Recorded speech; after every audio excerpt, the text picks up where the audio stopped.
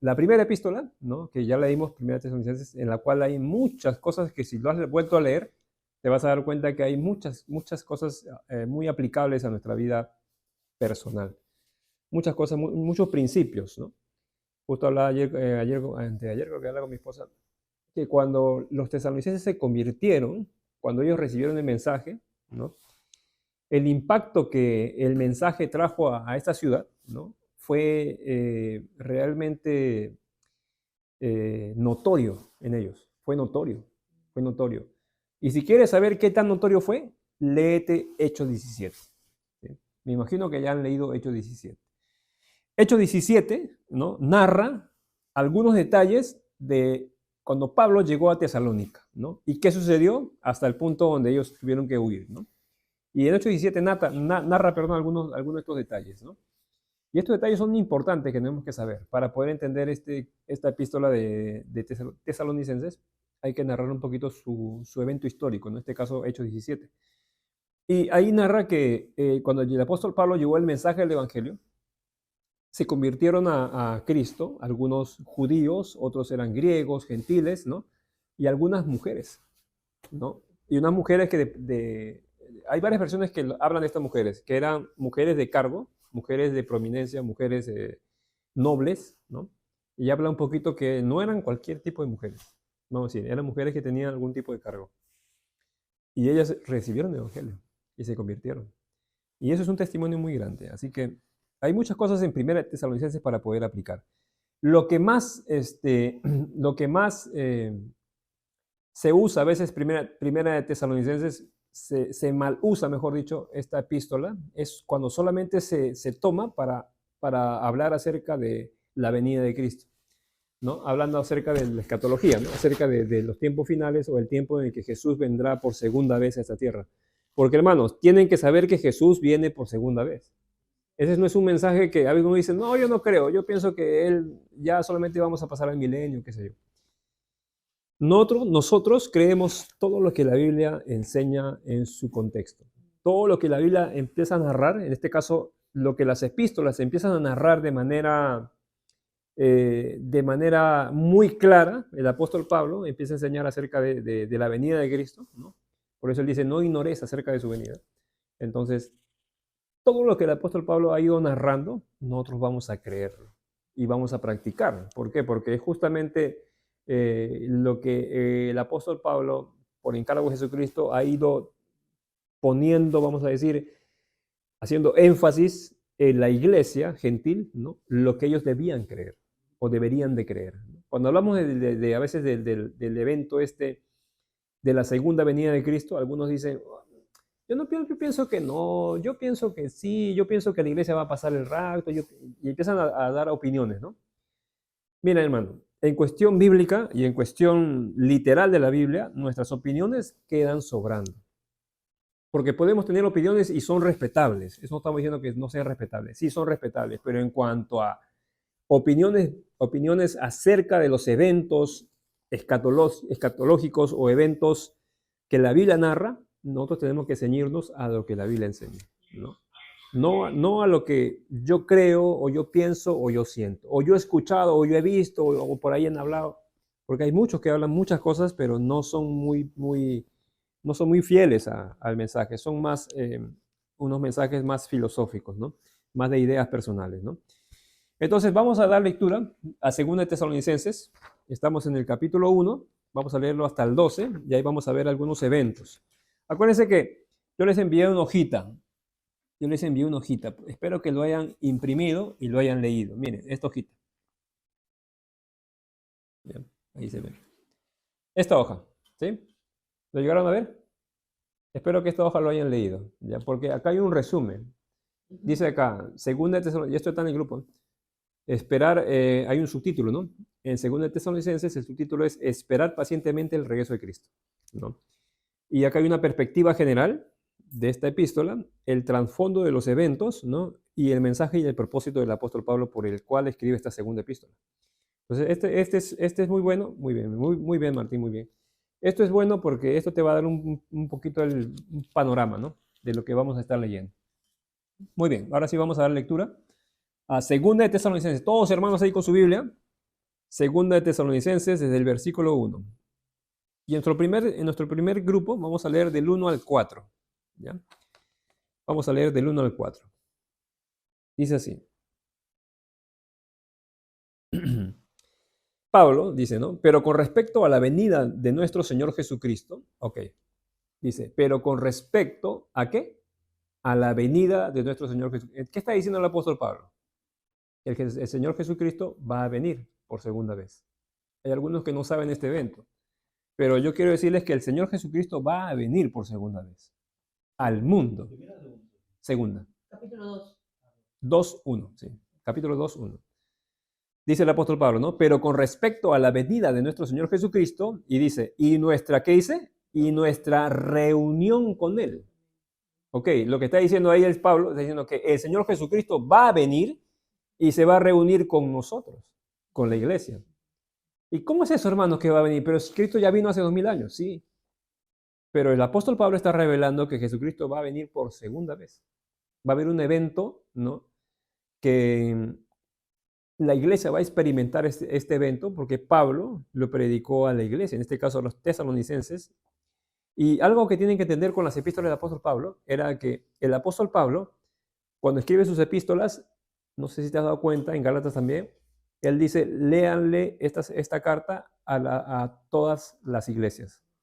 O sea que estas epístolas eran como una enseñanza, ¿no? Para las demás iglesias. Es decir, eran principios espirituales para toda la iglesia gentil. Entonces, Pablo dice de nuevo, hermanos, con respecto a la venida de nuestro Señor Jesucristo y nuestra reunión con Él, dice, os rogamos, hermanos, dice el apóstol Pablo. Versículo 2, que no os dejéis mover fácilmente de vuestro modo de pensar. Dice, que no os dejéis mover fácilmente de vuestro modo de pensar, ni os conturbéis, dice, ¿no? Ni por espíritu, ni por palabra, ni por carta, como si fuera nuestra, en el sentido de que el día del Señor está cerca. ¿Qué estaba pasando en esta iglesia? ¿Qué estaba pasando con estos hermanos? Lo que estaba pasando era lo siguiente. Llegó tarde. Lo que estaba pasando era lo siguiente, hermano, con esta iglesia. Ellos cuando se convirtieron al Mesías, ¿se acuerdan, no? Ellos pasaron de servir dejaron de servir a César y empezaron a servir a Jesús, ¿no? El Señor. Después dice que dejaron de servir a los dioses falsos y pasaron a servir al Dios vivo. Eso dice 1 Tesalonicenses, ¿no? Ya, y cuando hubo esa transición en la cual ellos dejaron de servir al César y pasaron a servir a Jesús, dejaron de servir a los dioses falsos y empezaron a servir al Dios vivo, en esa transición empezó la persecución. Empezó el ataque, empezó también lo que es, empezaron a ser martirizados, ¿no? Empezaron a morir, empezaron a ser perseguidos, empezaron a ser, sí, empezaron a ser casados, ¿no? O sea, hubo una persecución y hubo muerte, y hubo mucha muerte, mucha muerte. Miren, hermanos, seguir a Cristo implica morir. Seguir a Cristo implica morir. Implica ser perseguido, implica ser a veces injustamente atacado, ¿no? Significa padecer por Cristo. Cuando nosotros nos convertimos en cristianos, estamos dispuestos a padecer por Cristo. Entonces, ¿qué estaba pasando con estos hermanos? Ellos estaban muriendo y empezó una preocupación en ellos, ¿no? Y por eso que el apóstol Pablo le escribe en 1 Tesalonicenses, ¿no? Donde le dice que no tengan tristeza, ¿no? Como los que por las muertes de los que estaban pasando, como los que no tienen esperanza, ¿no? Porque el apóstol Pablo empezó a enseñar y empezó a traer consuelo a través de la enseñanza que todo aquel que moría en Cristo iba a resucitar en Cristo, ¿no? Que cuando el Señor viniera, los muertos en Cristo, ¿qué dice? resucitarán primero, ¿no? Y nosotros los que hemos quedado, dice, seremos arrebatados juntamente con Él. Eso es lo que dice el apóstol Pablo. Ahora, entonces, cuando ellos empezaron a experimentar este tipo de enseñanza, Pablo lo dijo con un propósito, porque él mismo da el propósito cuando él empieza a mencionar estos eventos. El propósito era para alentarlos, ¿sí? El propósito era para que desarrollen la esperanza en Cristo. El propósito de que Pablo revelara la venida de Cristo, o revelara la manifestación del arpaxo, como se dice, el arrebatamiento, el propósito de que Pablo hablara acerca de los eventos futuros, ¿no?, en los cuales el Señor iba a venir con su resplandor de su venida, no era para que ellos predicaran la venida del Señor, ni era para que tampoco ellos se enfocaran en la venida del Señor, solamente. Pablo lo dijo, lee el texto, Pablo lo dijo, era para alentarlos, era para consolarlos, era para confortarlos. Es decir, hermano, ¿quién ha muerto? Tu esposo, mi esposo ha muerto mi esposa, han muerto mis hijos, ha matado a mis hijos. Y Pablo le dice, hermanos, alentados con esta palabra, los que murieron en Cristo, ellos resucitarán para vida, ¿no? ¿Y a quién no le va a traer consuelo eso? ¿Sí o no? O sea, ¿cuál era la intención del apóstol Pablo? Era consolar, era confortar sus corazones. No era que ellos vayan y predicaran la venida de Cristo. No era que ellos salieran no, hay que predicar que Cristo viene y que...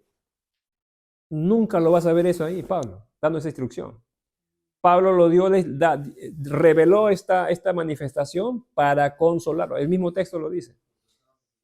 Por supuesto, estaban siendo perseguidos y estaban muriendo. Estaban siendo perseguidos y estaban siendo sacrificados y estaban matándolos. Entonces, Pablo le trae esta esperanza a sus corazones y le dice, no lloren o no sufran como los que no tienen esperanza, ¿no? Ustedes tienen esperanza en Cristo Jesús. Y yo quiero decirles algo, hermano. Nosotros tenemos esperanza en Cristo. Si tú tienes a Cristo, tú tienes esperanza de vida. Pero no de vida temporal, hermano, porque nuestra vida, la que vivimos hoy, en este momento, es temporal. Tiene fecha de caducidad. ¿Tu DNI tiene caducidad? De mi suegro, no tiene, ¿no? Ya a una edad, ya no te ponen fecha de caducidad, ¿no? Ya no te ponen. No caducas, ¿no? Ya eres eterno. Pero el DNI normalmente tiene una fecha de caducidad, ¿no? Que tú tienes que renovar.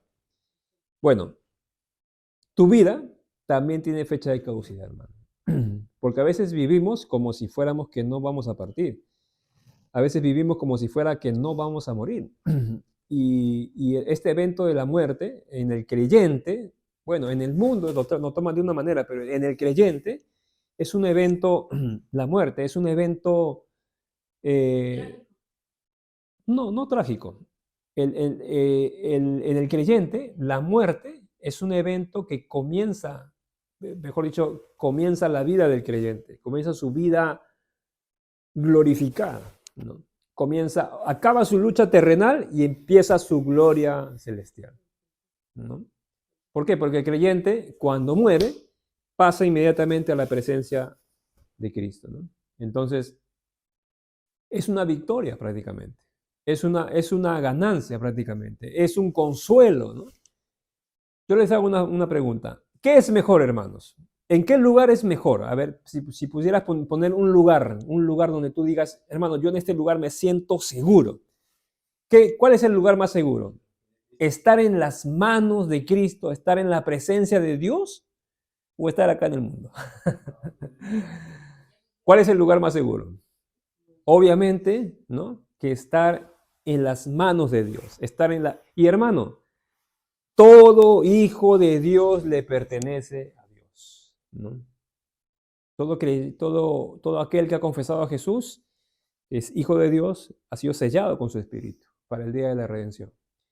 Y pues nuestra esperanza, hermano, descansa en eso.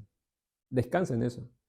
Descansa en que estaremos con Él, ¿no? Descansa en que si enfermamos y morimos, vamos a pasar a la presencia de Dios y vamos a pasar a la vida abundante que Jesús ha prometido, ¿no?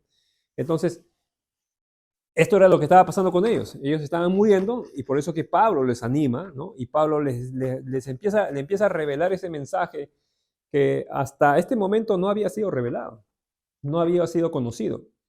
Pero empieza a revelar este mensaje, ¿no? Acerca de la venida de Jesús. Y Pablo le dice claramente que era para alentarlos, para alentar sus corazones, ¿no? Y aquí el apóstol Pablo sigue diciendo, ¿no?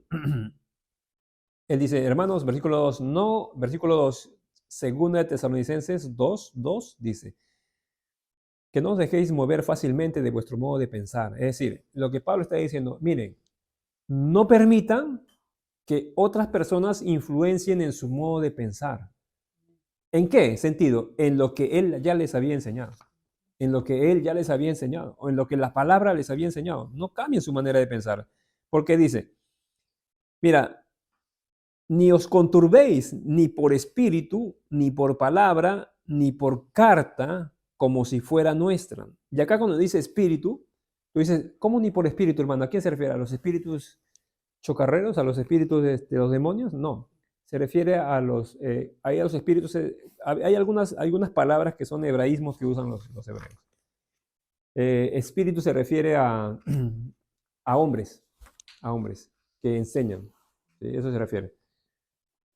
Dice, no os conturbéis ni por espíritu, ni por palabra, ni por carta como si fuera nuestra. ¿Qué estaba pasando? En este tiempo había muchos falsos maestros que enseñaban falsas enseñanzas. Es más, hacían cartas y le ponían Pablo. Lo hacían pasar como si fueran cartas del apóstol Pablo y lo enseñaban a la iglesia. Y sí, o sea, falsificaban las cartas del apóstol Pablo. Habían en ese tiempo timadores y habían también hombres que simplemente en su afán, obviamente influenciados y energizados por Satanás, ¿no? Para confundir, para traer confusión, para traer, para diluir el evangelio, para mezclar el evangelio, para, ¿cómo se llama? Distorsionar el evangelio, ¿no? Influenciados por Satanás, estos hombres, ¿no? Engañaban a las iglesias y llevaban cartas como si fuera el apóstol Pablo y enseñaban. Por eso Pablo dice acá claramente, ni por carta, como si fuera nuestra. ¿Ven? Entonces lo que está diciendo es que hay cartas que presentaban y decían, esta es carta del apóstol Pablo, mira lo que dice Pablo y tanta cosa. Y ellos se llevaban una ofrenda. Y así estafaban, ¿no? Ya, mira, esto de las falsas enseñanzas viene de tiempo, ¿no? Desde el apóstol Pablo. ¿No? Hasta ahora sigue, pues, ¿no? Ahora con más razón, ¿no? Entonces, dice, ¿no? O sea, no se turben ni por carta como si fuera nuestra en el sentido del día del Señor, que el día del Señor está cerca, ¿no? Versículo 3 dice, nadie que dice os engañe en ninguna manera. Y acá Pablo va a dar algunas razones de este evento, ¿no? Dice, porque no vendrá, obviamente hablando de Cristo, no vendrá sin que antes venga la apostasía.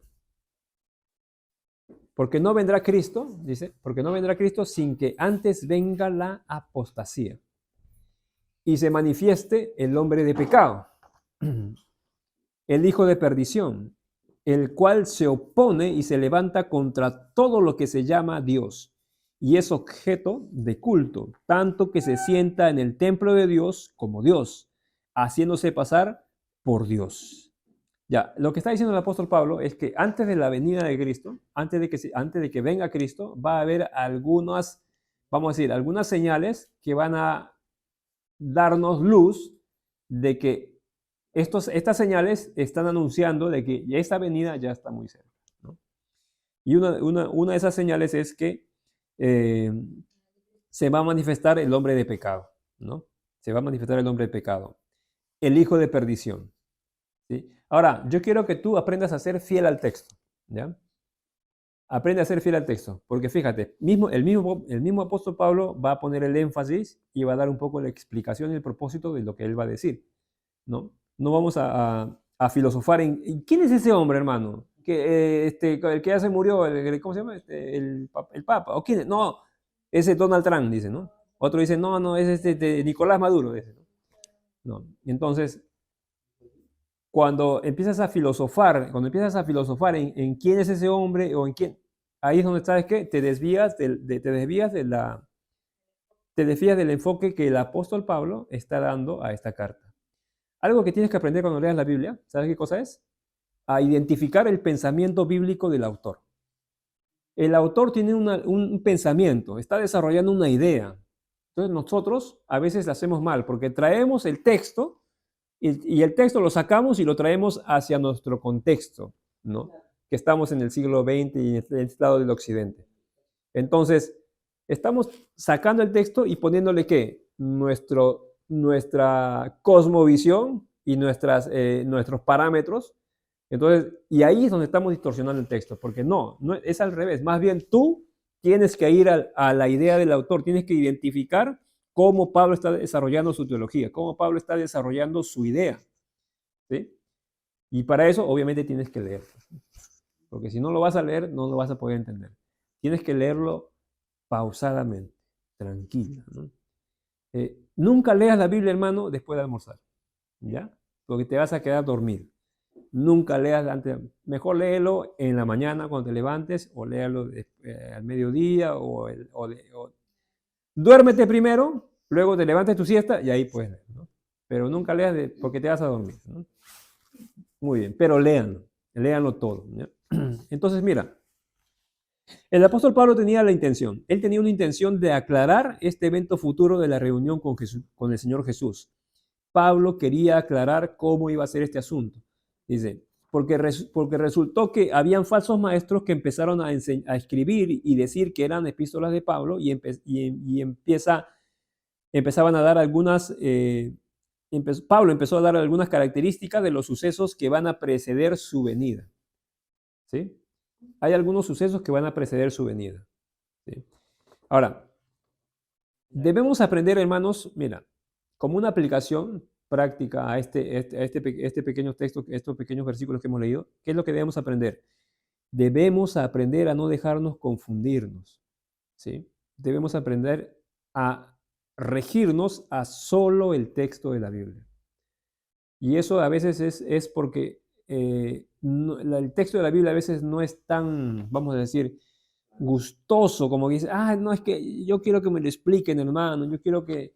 Y en el YouTube o en el TikTok, ahí hay muchos maestros muy buenos y sí, hay muchos muy buenos. Incluso cuando el apóstol Pablo estaba en la iglesia de Corinto, había unos hombres que se llamaban los sofistas, así se llamaban, sofistas.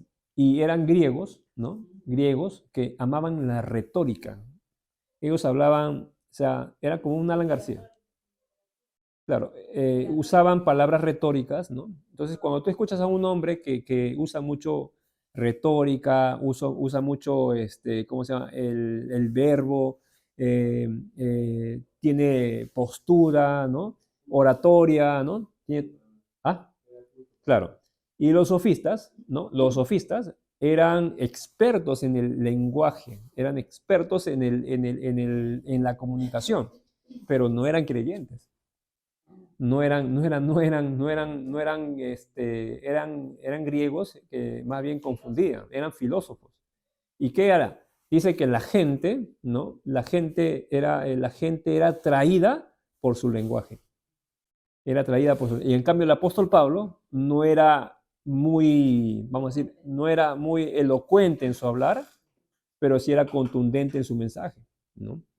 Entonces, y a diferencia de estos hombres, ¿no? que amaban el lenguaje, el hablar, ¿no?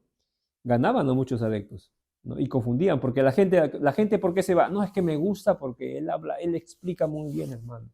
No, a mí me gusta porque me hace reír, dicen algunos, ¿no? Me gusta porque me atrapa, ¿no? Por ejemplo, si tú te quedas escuchando, bueno, algunos, no todos, pero te quedas escuchando 5 o 10 minutos un mensaje de Alan García, ¿no? Y ya te quedas, uy, ¿no? Qué bacán, dice, ¿no? Sabe mucho, ¿no? Orador, pues, ¿no? Sabe mucho, te atrapa, ¿no? No a todos, pero a algunos, ¿no? Entonces, claro, pues, porque el arte del hablar atrae, hermano. Y hay muchos, mira, ¿y sabes cuál es el problema? Que hay muchos elocuentes, pero que son falsos. Hay muchos elocuentes, pero que no son fieles a la Biblia. Hay muchas personas que son elocuentes, pero que no se rigen a la idea del autor. El problema de la Biblia no es la Biblia en sí. es que está escrito por autores. Y los autores, cuando empiezan a narrar vamos a decir, su idea en una epístola, en una carta, en un libro, ellos están transmitiendo un mensaje. Entonces, el problema del creyente es que no le gusta ver todo el mensaje completo, le gusta ver secciones del mensaje, ¿no? Entonces, ese es el gran problema por el cual la iglesia del día de hoy adolece, ¿no? ¿Por qué? Porque empiezan a jalar textos de acá, de allá y arman su iglesia, ¿no? Y ese es el gran problema. Y justamente esto pasa con el evento de la venida de Cristo, ¿no? Por ahí algunos que dicen, no, a mí Dios me llamó a que yo solamente predicara la venida de Cristo. Y predica la venida de Cristo, predica la venida de Cristo, nada más. Y está recontra mal, porque en ninguna de las epístolas del apóstol Pablo, el apóstol Pablo enseña que la iglesia solamente tiene que predicar la venida de Cristo. Nunca. Es más, ni siquiera el apóstol Pablo estaba interesado, ¿no?, en que la iglesia predique la venida de Cristo. El apóstol Pablo estaba más interesado en que la iglesia crezca, en que la iglesia sea madura, en que la iglesia crezca en humildad, crezca, deje el orgullo, que crezca en conocimiento, crezca en palabra, crezca en espíritu, en fruto. Eso estaba interesado el apóstol Pablo. Su interés no era que el creyente se vaya por las ramas, ¿no? Al apóstol Pablo le interesaba que el creyente madure en su corazón. Ahí, tócate tu corazón, tócate. Aquí, tu corazón, ¿no? Y obviamente que cuando hablamos del corazón, ¿de qué estamos hablando? Del alma, ¿no? En el corazón, ¿qué es lo que se asienta, ¿no? Las emociones, ¿no? Las emociones, ¿no? Todas estas cosas que lidiamos todos los días, ¿no? Todos los días lidiamos con cositas. Por ejemplo, antes que venía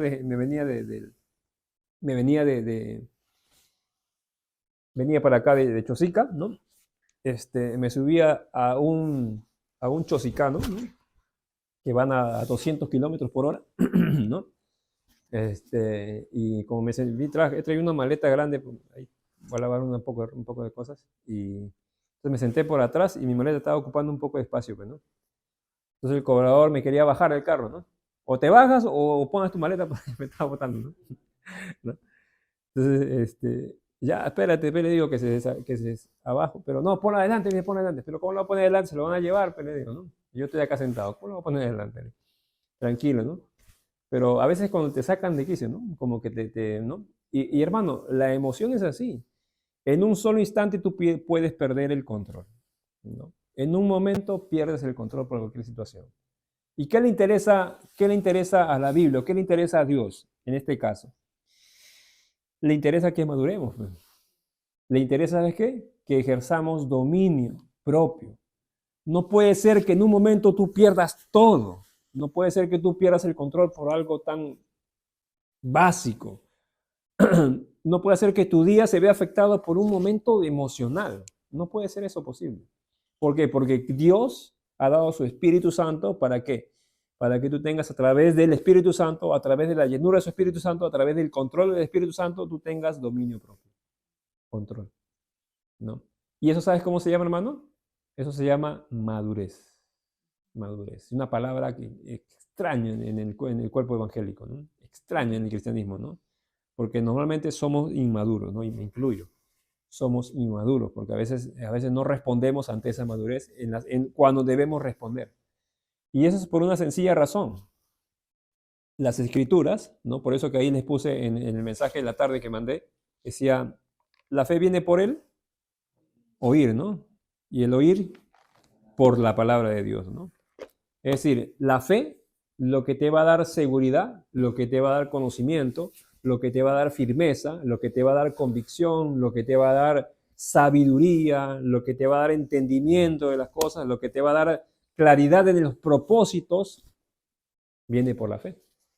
Si no oyes la palabra de Dios, pues es muy difícil que puedas crecer, que puedas madurar solamente de la nada, ¿no? Es decir, estás durmiendo, Señor, quiero madurar, Señor, y te echas a dormir, ¿no? Hasta las 12 del día y tú te levantas a comer y sigues tu vida normal. ¿Y dónde quieres madurar? Engordar, sí, tal vez puedas hacer, ¿no? Pero madurar, ¿no? La madurez cuesta, hermano. La madurez no es algo, no es así de simple. La madurez tiene un costo. ¿Y sabes qué es el costo? Morir. El costo es entregarse. El costo es entregarme a Cristo, ¿no? El discipulado, ¿no? El discipulado es entregarse a Cristo completamente, como Jesús dijo, ¿no? Si alguno quiere ser mi discípulo, ¿qué dice? Niéguese a sí mismo, ¿no? Y sígame. Así dijo Jesús, ¿no? Y yo no sé quién lo seguía, porque si alguien te dice así, tú, Aldo, no, ¿qué me voy a negar? ¿No? ¿Quién lo va a seguir? Pero sin embargo, era uno de los requisitos que Jesús ponía para que una persona sea discípula o discípulo de él, ¿no? Y podemos entender, hermanos, que el discipulado tiene un costo, tiene un costo. Y no muchos pagan ese costo, ¿no?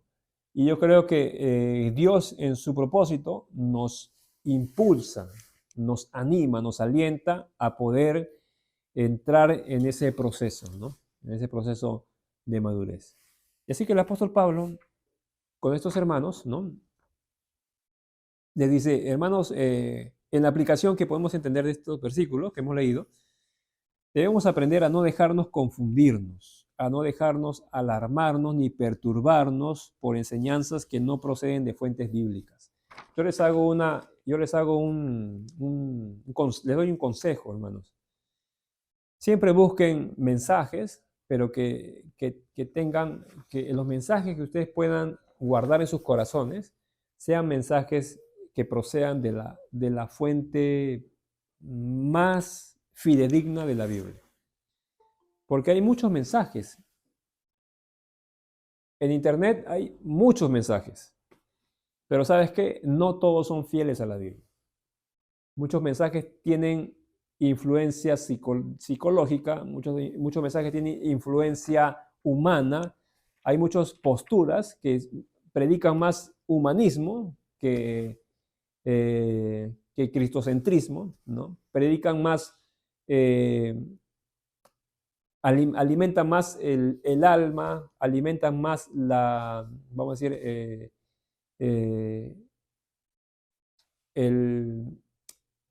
el ego del hombre, ¿no? Alimentan más la ambición del hombre, están más centrados en lo humano, ¿no? En lo terrenal, ¿no? Más centrados en tu vida terrenal que en lo espiritual. Y por eso que el consejo es, hermanos, que nosotros no nos dejemos confundir por enseñanzas que no procedan de fuentes bíblicas. ¿Y por qué, hermano? Porque la fuente bíblica es lo que te va a dar crecimiento, es lo que te va a dar entendimiento, ¿no? La Biblia es lo que te va a dar entendimiento. La Biblia, tú vas a conocer a Dios conociendo su palabra. Por eso, hermanos, el mejor consejo es que lean esto. Agarren un epístola, agarren un libro del Nuevo Testamento y léanlo todo. Léanlo en orden, léanlo uno a uno, léanlo con calma, léanlo, como dicen los profesores, con comprensión lectora, ¿no? Entendiendo el autor, a quién se está dirigiendo, cómo lo está diciendo, cómo es la respuesta de los receptores, todo eso, ¿no? Para poder entender bien el mensaje, y ahí tú vas a poder conocer a Dios, conocer el mensaje de Dios. Así que es el consejo, ¿no? Después, entender que su venida, o sea, la venida de Cristo, su venida desde la posición en que Cristo nos puso. Mira, vamos un ratito ahí a 1 Tesalonicenses 5. Por favor, hermana Sara. Léanlo ahí. 1 Tesalonicenses 5, del 1 al 11. A ver, sí. 1 Tesalonicenses 5, espérenme.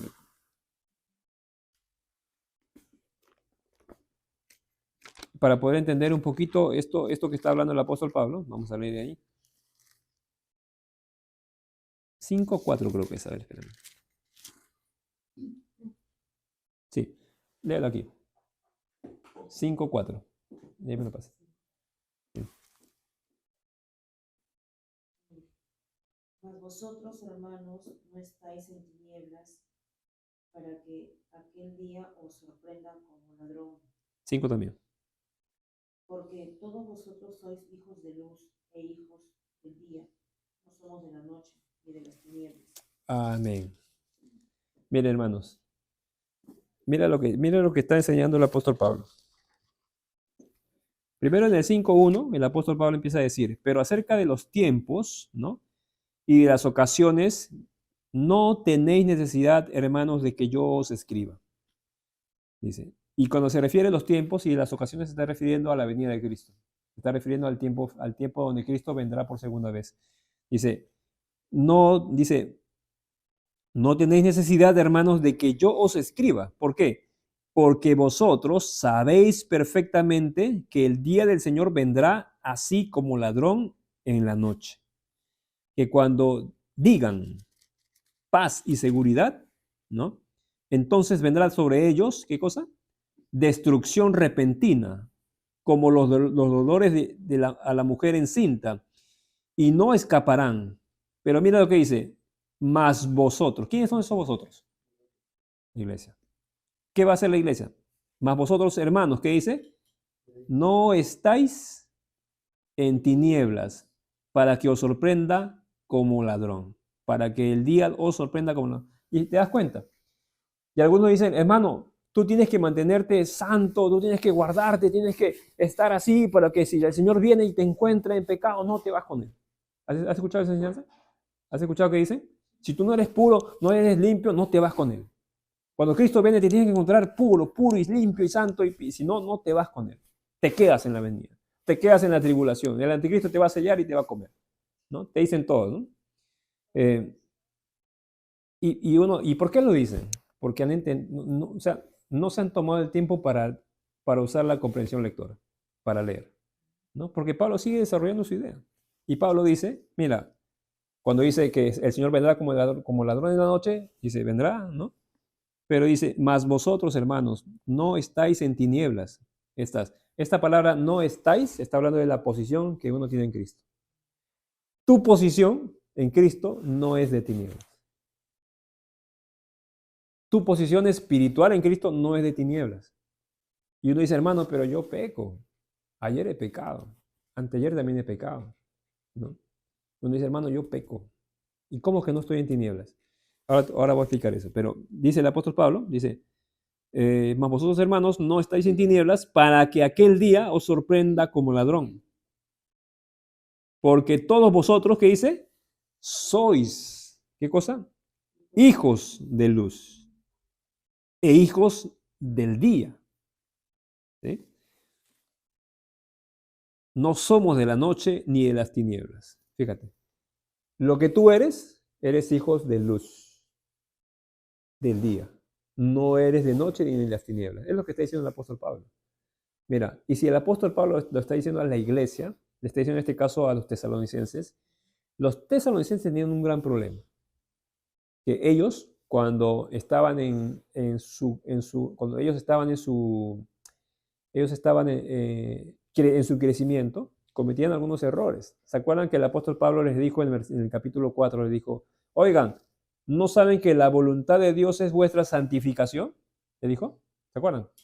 ¿Es vuestra santificación? ¿No? ¿Qué más le dijo? Que os apartéis, ¿no? Que no practiquen, ¿no? La fornicación. ¿Sabes por qué le dijo eso? Porque lo estaban practicando. Y Pablo le dice, claro, esa no es la voluntad del Señor. La voluntad del Señor es vuestra santificación, ¿no? Y le dice eso el apóstol Pablo a ellos porque ellos estaban practicando. Ahora, ¿cuál es el problema ahí? El problema que radica en ellos era falta de entendimiento. O sea, no tenían el entendimiento de saber que esas prácticas, ¿no?, eran prácticas propias del pecado. El problema de ellos era el discipulado. El problema de ellos era el entender, ¿no? Por eso Pablo le dice, óigame, la voluntad del Señor es vuestra santificación. Lo que le está diciendo es que ustedes tienen que apartarse de ese pecado. ¿Sí? Ahora, si Pablo le dice que ustedes tienen que apartarse de ese pecado, ¿es porque es posible apartarse o no? Por supuesto, pues. En Cristo es posible apartarse. En Cristo hay posibilidad de apartarse del pecado. En Cristo hay totalmente el control de apartarse del pecado. Hay esa posibilidad. Por eso es que estás en luz. Por eso es que no eres hijo de las tinieblas. ¿Por qué? Porque en ti, ¿quién habita? La luz de Cristo. ¿En ti quién habita? El Espíritu de Dios. ¿En ti quién habita? Cristo, hermano. Es que lo que pasa es lo siguiente, hermano. Cuando Cristo llega a habitar a tu corazón, no se va. Hermano, pero yo peco, yo fallo. Sí, claro, pero eso no altera la posición que tú tienes en Cristo Jesús. Tú tienes una posición en Cristo Jesús, la cual esa posición va a reflejar tu vida práctica después. Primero es que tú entiendas qué posición tienes tú. Y Pablo le dice, tu posición es luz. Ustedes no tengan miedo ni temor por el que el día del Señor vendrá como ladrón en la noche y los sorprenderá, pero no a ustedes, porque ustedes están en luz, dices. Eso les sorprenderá a los incrédulos, a los que practican, a los que viven practicando el pecado, a ellos, pero a ustedes no, porque ustedes están en luz, ustedes son del día, dice el apóstol Pablo, no son de las tinieblas. ¿Me entiende? Hermano, tienen que entender esto. Su vida tiene una posición en Cristo. Tiene una posición en Cristo. Ahora, hermano, entonces yo puedo seguir pecando. O sea, ya, qué chévere, entonces ya soy luz, qué bacán, chévere, ¿no? Ahora puedo seguir. No. ¿Por qué? Porque el creyente, el Hijo de Dios, ¿no? Ama a Dios, ¿no? Y por amor a Dios, ¿qué cosa hace? Se santifica, pues, ¿no? Se guarda, ¿no? Por amor a Dios, ¿qué cosa? Como amas a Dios, ¿qué cosa haces? Te guardas para Dios. ¿Por qué? Porque ahora puedes, ¿no? Porque antes no podías. Ahora sí puedes. Entonces, cuando nosotros veamos el evento de la venida de Cristo o el evento futuro, ¿no? Acerca del tiempo final, cuando se manifestará el hombre de pecado, se manifestará el anticristo, se va a manifestar el hijo de perdición, ¿no? Dice, el cual se levanta en contra de Dios, ¿no? Todo lo que se llama Dios, y él es objeto de culto.